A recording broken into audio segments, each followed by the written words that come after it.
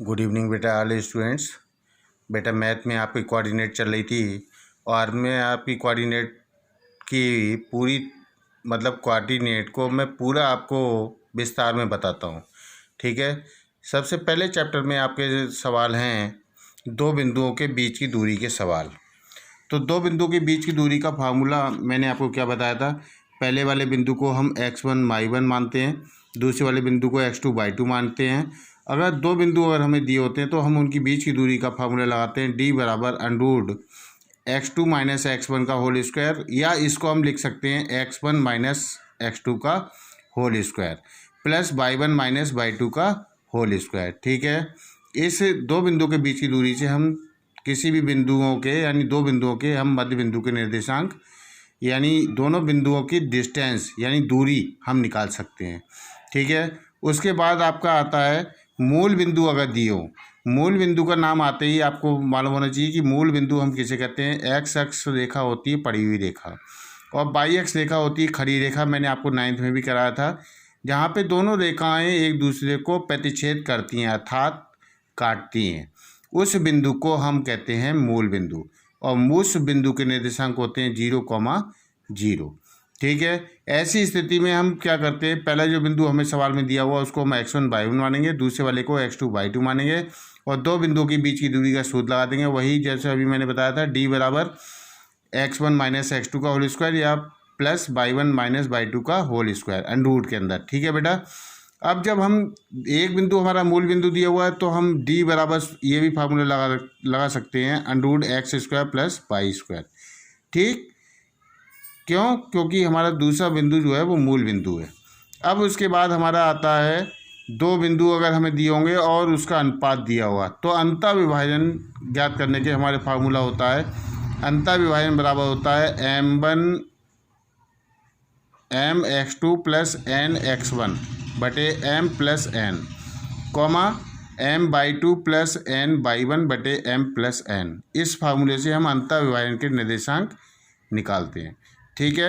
अब इसी सवाल में यदि अंतर विभाजन की जगह आ जाए बेटा कि बाह्य विभाजन के निर्देशांक ज्ञात कीजिए, तो इसी फार्मूले में हम सब जगह माइनस कर देते हैं, यानी m(x2) माइनस n(x1) बटे m plus m minus n sorry.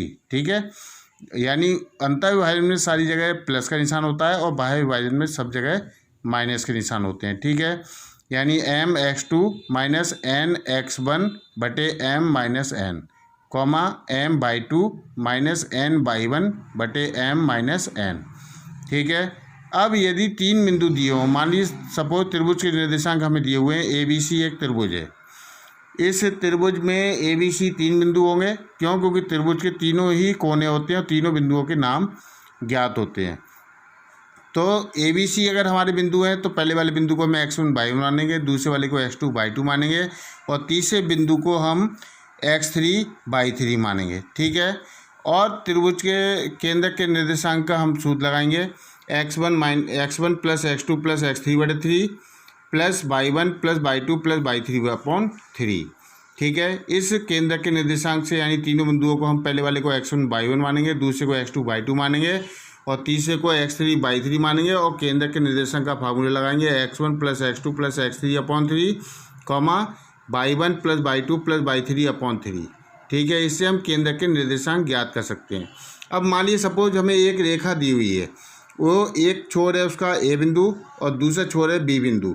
पहले वाले बिंदु के निर्देशांक हमें दिए हुए हैं x1 y1 तथा दूसरे के निर्देशांक दिए हुए हैं x2 y2।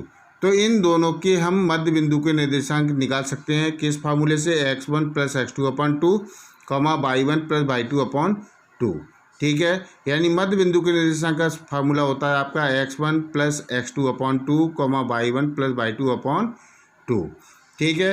अब त्रिभुज के क्षेत्रफल का फार्मूला एक और मैंने आपको बताया था पिछले टर्म पर। त्रिभुज का क्षेत्रफल का सूत्र होता है त्रिभुज का क्षेत्रफल बराबर 1/2 बड़ी ब्रैकेट छोटी ब्रैकेट में x1 y2 plus x2 y3 plus x3 y1 छोटी ब्रैकेट बंद माइनस फिर दूसरी ब्रैकेट में y1 x2 plus y2 x3 plus y3 x1।